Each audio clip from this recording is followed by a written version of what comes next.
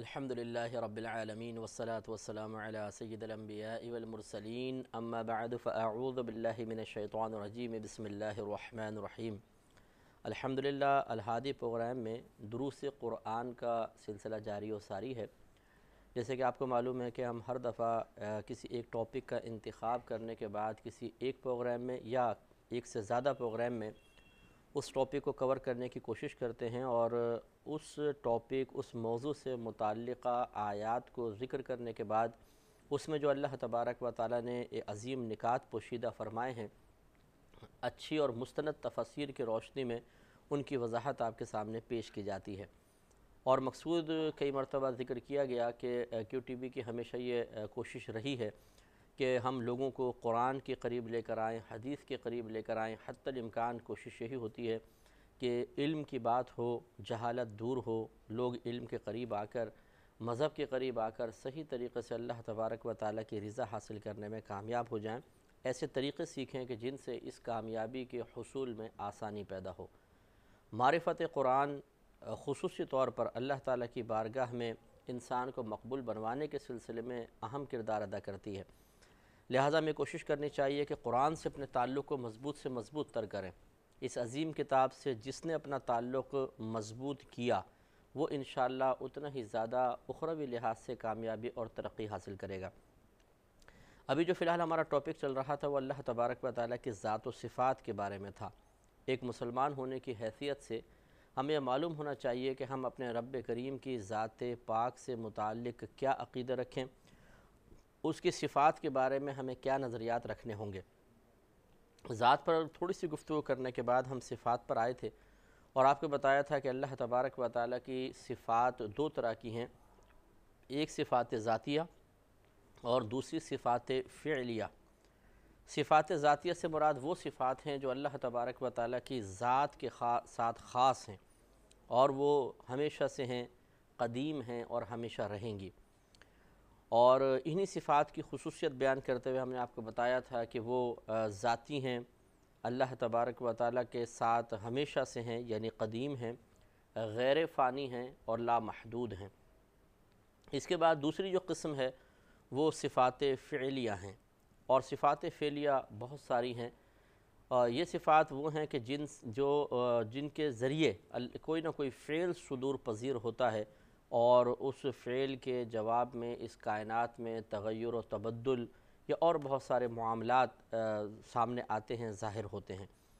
چنانچہ آج اللہ تعالیٰ کی صفات فعلیہ کے بارے میں انشاءاللہ ہمارا درس قرآن ہوگا اور یہ سلسلہ کئی پروگرام میں جاری رہے گا جس میں ہم اللہ تعالیٰ کی صفات فعلیہ سے متعلقہ آیات آپ کی خدمت میں عرض کریں گے، اور ان آیات میں اللہ تبارک و تعالیٰ نے جو کچھ بیان فرمایا اس پر بھی انشاءاللہ گفتگو ہوگی۔ پہلی جو اللہ تبارک و تعالیٰ کی صفت ہے صفات فعلیہ میں وہ ترزیق ہے۔ ترزیق کا مطلب ہوتا ہے رزق عطا فرمانا، تو یہ بھی اللہ تعالیٰ کی ایک صفت ہے، ترزیق، رزق عطا فرمانا۔ اسی اعتبار سے اس کو رازق بھی کہتے ہیں اور رزاق بھی کہتے ہیں۔ رازق معنی رزق دینے والا اور رزاق یہ مبالغے کا صیغہ یعنی بہت زیادہ رزق دینے والا۔ خیر الرازقین کے الفاظ بھی قرآن میں آئے کہ اللہ تبارک و تعالیٰ رزق دینے والوں میں سب سے بہتر ہے، یعنی اگر کوئی کسی کو کوئی چیز عطا فرماتا ہے جس کے اوپر رزق کا اطلاق ہوتا ہے تو اللہ تعالیٰ سے بڑھ کر کوئی بھی نہیں ہے۔ کتاب و تعریفات میں سید شریف جرجانی رحمۃ اللہ علیہ نے رزق کی تعریف جو لکھی ہے وہ یہ ہے کہ رزق ہر اس چیز کا نام ہے کہ جسے اللہ تبارک و تعالیٰ جاندار کو عطا فرماتا ہے تاکہ وہ اس کو کھائے، اور چاہے وہ حلال ہو یا حرام۔ تو گویا کہ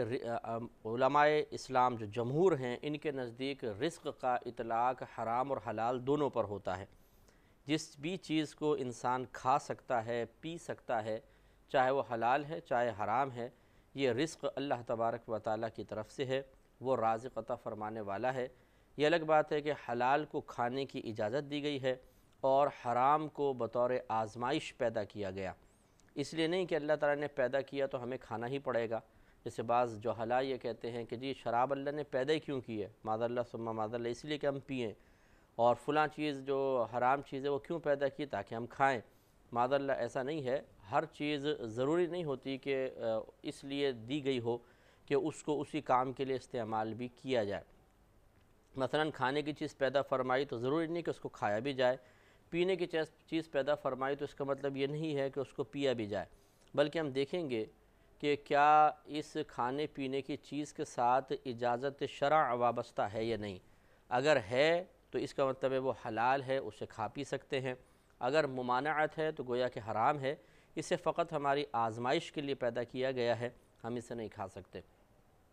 ہاں یہ الگ بات ہے کہ بعض صورتوں میں حرام کے استعمال کی وقتی اور عارضی طور پہ اجازت مل جاتی ہے، وہ بھی صورتیں پھر فقہائے اسلام سے، علماء اسلام سے، مفتیان کرام سے معلوم کرنے کے بعد اختیار کی جا سکتی ہیں۔ لیکن بہرحال رزق کا اطلاق ہر اس چیز پر ہوتا ہے جسے اللہ تعالیٰ نے بندوں کے کھانے کے لیے پیدا فرمایا، چاہے وہ حلال ہو چاہے حرام۔ میرا رہنما کوئی اور ہے۔ سورہ آل عمران آیت نمبر 27 میں اللہ تبارک و تعالیٰ نے اپنی اس صفت کا بیان فرمایا، ارشاد ہوتا ہے کہ واللہ یرزق من یشاء بغیر حساب، اور اللہ تبارک و تعالیٰ رزق عطا فرماتا ہے جسے چاہتا ہے بغیر حساب و کتاب کے۔ یعنی اللہ تبارک و تعالیٰ کے رزق کا کوئی حساب، کوئی شمار نہیں ہو سکتا، یا یہ کہ اللہ تبارک و تعالیٰ گن گن کر عطا نہیں فرماتا، بلکہ وہ تو اتنا عطا فرماتا ہے کہ اللہ تو یقیناً اس کو شمار کر سکتا ہے، لیکن اگر مخلوق شمار کرنا چاہے تو اس کو شمار نہیں کر سکتی۔ اور واقعی آپ یہ دیکھیں کہ اللہ تبارک و تعالیٰ جو مخلوق ہے، چاہے وہ انسان ہوں، جنات ہوں، چرندے، پرندے، درندے، اور پھر ہزار ہا اور مخلوقات، ان سب کو ہمارا رب کریم رزق عطا فرما رہا ہے، اور یہ اس کی رزاقیت کی صفت کبھی اس سے جدا نہیں ہوتی۔ روزانہ اس کی رزاقیت کے، اس کے رزق عطا فرمانے کے مظاہرے مختلف مقامات پر دیکھے جا سکتے ہیں۔ کبھی کسی کو تو وہ ایسے رزق عطا فرماتا ہے کہ اسے جمع کرنے کا الہام فرماتا ہے، جمع کرنے کا شعور دیتا ہے، اسے انسان جمع کر کے رکھتا ہے، یا کوئی بھی ہے جو جمع کر کے رکھتا ہے پھر اس کو بوقت ضرورت استعمال کرتا ہے، جیسے ہم ہیں کہ انسان یعنی بعض کھانے ہم بہت عرصے دراز کے لیے جمع کر لیتے ہیں، جیسے غلہ وغیرہ ہے، یا فریج میں بھی ہمارے کچھ چیزیں ہوتی ہیں جو کم از کم 2 دن 3 دن ہفتہ بھر تک پڑی رہتی ہیں، اور اسی طریقے سے اور بہت سارے کھانے ہوتے ہیں کہ جن کو مطلب ان کی ایکسپائری ڈیٹ اس کے اوپر لکھی ہوتی ہے، اور وہ بعض اوقات تو سال بھر تک استعمال کیے جاتے ہیں۔ اسی طریقے سے اللہ تعالیٰ نے بعض جانوروں کو رزق عطا فرمایا، لیکن وہ سمجھ لیجئے کہ روزانہ عطا فرماتا ہے، ڈیلی بیسس پہ، جس کو آپ کہہ سکتے ہیں کہ اللہ تبارک و تعالیٰ ان کو دیتا ہے، جیسے چڑیا وغیرہ ہیں، کتے ہیں، اس طرح کے بہت سے جانور، یہ جنگلی جانور ہیں کہ روزانہ ہر جنگلی جانور اپنی غذا جمع کر کے نہیں رکھتا ہے، بلکہ وہ کھاتے ہیں، پیتے ہیں اور فریش ہو کے سو جاتے ہیں۔ نیکسٹ ڈے جب آتا ہے پھر اللہ تبارک و تعالیٰ ان کو مختلف مقامات سے رزق عطا فرما دیتا ہے، اور پھر رزق کی انواع ہزار ہا پیدا فرمائی۔ کوئی گوشت کھاتا ہے، کوئی سبزی کھاتا ہے، کوئی دیمک کھاتا ہے، کوئی مکڑیاں کھاتا ہے، کوئی لکڑی کھاتا ہے، کوئی مٹی کھاتا ہے، عجیب، اور پتے، کوئی پھل، کوئی فروٹ، ایسے ایسے اللہ تبارک و تعالیٰ نے مخلوقات پیدا فرمائی اور ان کی الگ الگ غذائیں رکھیں۔ تو صحیح بات ہے کہ واللہ یرزق من یشاء بغیر حساب، اللہ تبارک و تعالیٰ وہ ذات ہے جو جسے چاہتا ہے بغیر کسی حساب و کتاب کے رزق عطا فرماتا ہے۔ سورہ سبا آیت نمبر 24 میں اللہ تبارک و تعالیٰ نے ارشاد فرمایا، یہ نبی کریم صلی اللہ علیہ وسلم سے خطاب ہے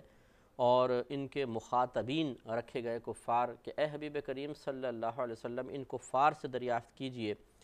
چنانچہ ارشاد فرمایا قل من یرزقکم من السماوات والارض، اے حبیب کریم صلی اللہ علیہ وسلم آپ سوال کیجئے کہ کون ہے جو تمہیں آسمانوں اور زمین سے رزق عطا فرماتا ہے۔ زمین سے رزق عطا فرماتا ہے جیسے کہ زمین سے سبزیاں اگتی ہیں، پھل اگتے ہیں، یا زمین پہ جو ہم تجارتی معاملات کرتے ہیں، بزنس کرتے ہیں، اور دیگر کمانے کے اسباب ہیں، ان کے ذریعے اللہ تبارک و تعالی رزق عطا فرماتا ہے۔ اور آسمان سے رزق عطا فرمانے کا مطلب جیسے بارش برسائی جاتی ہے کہ بارش زمین پہ گرتی ہے تو پھر اس سے غلہ اگتا ہے، فصلیں اس سے سیراب ہوتی ہیں اور انسان اس سے نفع حاصل کرتا ہے۔ تو حکم ہوا کہ کفار سے پوچھئے کہ کون تمہیں زمین و آسمان سے رزق عطا فرماتا ہے، پھر فرمایا قل اللہ، یعنی گویا کہ آپ پوچھیں گے تو یہ اقرار کریں گے اس بات کا، تو آپ ہی ان کو جواب دے دیجئے کہ قل اللہ، کہ آپ فرما دیجئے کہ وہ اللہ ہے۔ تو اللہ تبارک و تعالی ہر ایک کو رزق عطا فرماتا ہے، اور آسمان و زمین کے رزق کے دروازے اس نے کھولے ہوئے ہیں، اور یہ اللہ تعالیٰ کی بڑی شان کریمی ہے کہ بلا امتیاز رزق عطا فرماتا ہے، فرما بردار کو بھی دیتا ہے، نافرمان کو بھی دیتا ہے، حتیٰ کہ کافر کو بھی رزق عطا فرماتا ہے، بلکہ بسا اوقات اگر دیکھا جائے تو مقدار کے اعتبار سے کافر کو زیادہ مل جاتا ہے، یا خالص یا ناخالص ہونے کے اعتبار سے کفار کے پاس زیادہ خالص غذائیں نظر آتی ہیں، جیسے یورپ کنٹریز میں آپ چلے جائیے، لیکن بہرحال ان کو اخروی لحاظ سے کیا ملے گا اور ہمارے لیے ہمارا اخروی ٹھکانہ کیا ہے، جب اس تقسیم کو دیکھا جاتا ہے تو یہ کوئی مطلب معاذ اللہ ثم معاذ اللہ بے انصافی کی تقسیم نظر نہیں آتی ہے کہ ٹھیک ہے دنیا کسی کو دے دی اور آخرت کسی کے لیے رکھ دی، اور یہ بھی ہو سکتا ہے کسی کو اللہ تعالیٰ دنیا بھی عطا فرماتا ہے، آخرت بھی عطا فرماتا ہے، اور کوئی بدبخت ایسا بھی ہوتا ہے کہ نہ اس کے لیے دنیا صحیح ہوتی ہے اور نہ آخرت میں اس کا کوئی ٹھکانہ ہے، جیسے غریب غیر مسلم کوئی ہے کہ نہ اس کو دنیا ملی اور نہ آخرت ملی۔ خلاصہ کلام یہ ہے کہ اللہ تبارک و تعالیٰ ہی ہمارا رازق ہے، اور آسمان و زمین کی جو بھی نعمت، جو بھی رزق ہمیں ملتا ہے وہ اللہ تبارک و تعالیٰ کا عطا کردہ ہے۔ سورہ ہود میں اللہ تبارک و تعالیٰ نے مزید ایک دعویٰ فرمایا کہ وَمَا مِن دَابَّةٍ فِي الْأَرْضِ إِلَّا عَلَى اللَّهِ رِزْقُهَا، کہ سورہ ہود آیت نمبر 6 ہے، ارشاد ہوتا ہے کہ زمین میں کوئی بھی چلنے والا جانور ایسا نہیں ہے کہ جس کا رزق اللہ تبارک و تعالیٰ کے ذمہ کرم پر نہ ہو۔ یہ ایک وعدہ خداوندی ہے جس پر اعتماد و اعتقاد رکھنا ہر مسلمان پر، ہر عاقل بالغ مسلمان پر فرض ہے، کیونکہ اللہ تعالیٰ نے اطلاع دی ہے، خبر دی ہے، اور اللہ تعالیٰ کی خبر پر یقین نہ رکھنا یہ کفر بھی ہو سکتا ہے، اگر کوئی کہے میں تو نہیں مانتا ہوں تو کافر ہو جائے گا، اور اللہ تعالیٰ کے وعدوں کے سلسلے میں شک و شبے میں مبتلا ہونا قطعاً غیر مناسب ہے کہ یہ آہستہ آہستہ اگر انسان کو فی الحال کافر نہیں کرتا تو کفر کی طرف لے جا سکتا ہے۔ میرا رہنما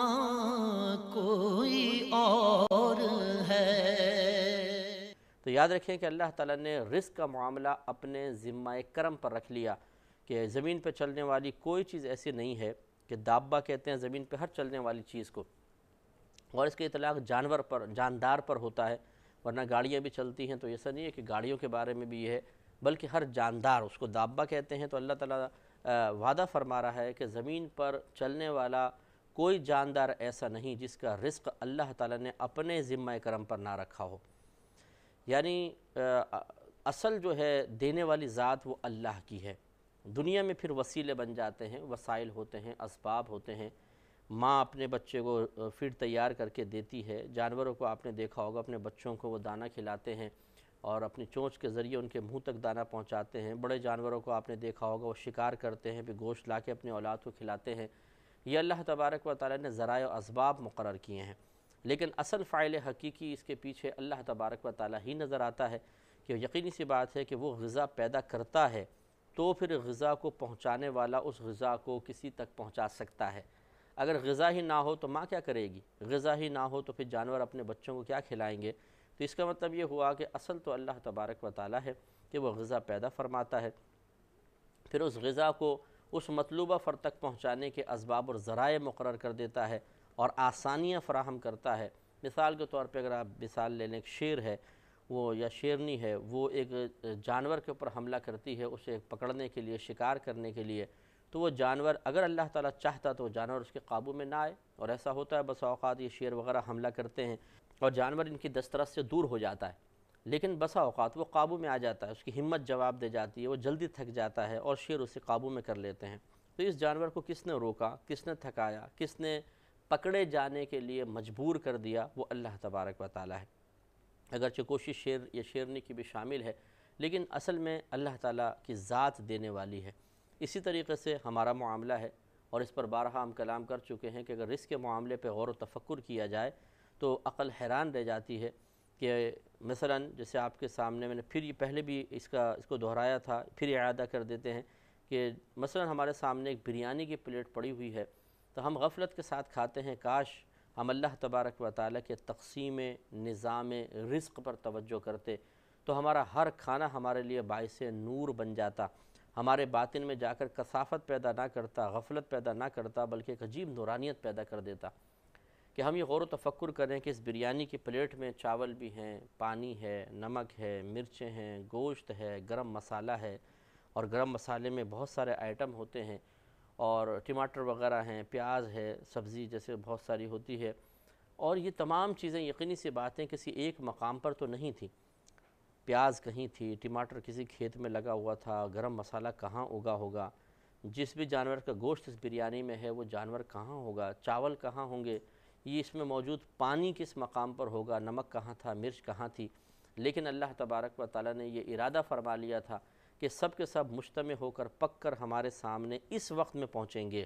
اور ایسا ہی ہوا کہ ہر چیز اپنے ایکوریٹ ٹائم پر چلی، کہیں سے پانی چلا، کہیں سے نمک، کہیں سے گوشت، کہیں سے چاول، وہ چلتے چلتے جیسے کھیتوں سے دکان پر پہنچے، دکان سے گھر والے خرید کے لائے، گھر والوں نے پھر اس کو نکال کے پکایا، پکانے کے بعد وہ لمیٹڈ چیز پلیٹ میں ڈالی گئی اور ہمارے سامنے آ گئی۔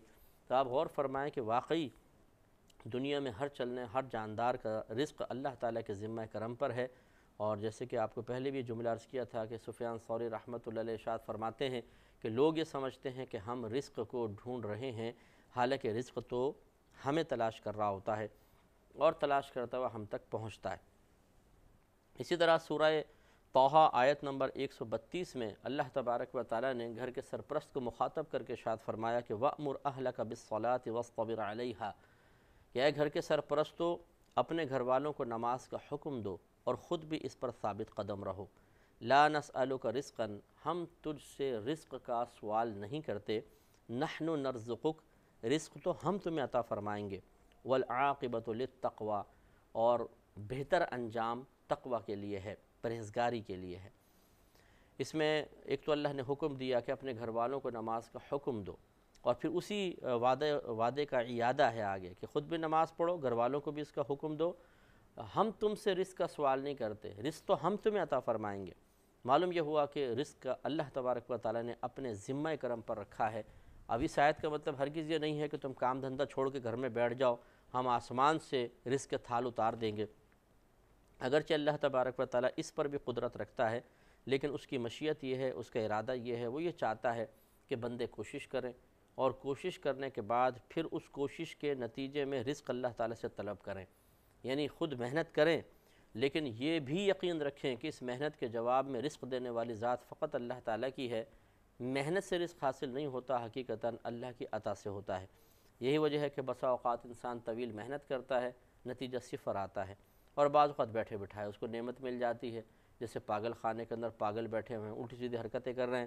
اور عقل والے ان کو جا کے رزق کھلا رہے ہیں، منتیں کر رہے ہیں، باندھ کے کھلا رہے ہیں۔ تو یہ اللہ تبارک و تعالیٰ کی تقسیم کا ایک عجیب و غریب نظام ہے جس پہ غور و تفکر کرنا چاہیے۔ اور اللہ تعالیٰ نے ارشاد فرمایا کہ وَالْعَاقِبَةُ لِلتَّقْوَىٰ، اور پرہیزگاری، بہتر انجام پرہیزگاری کے لیے ہے۔ اس میں اشارہ کر دیا اللہ تبارک و تعالیٰ نے کہ پرہیزگاری اختیار کرنا بہت بہتر ہے۔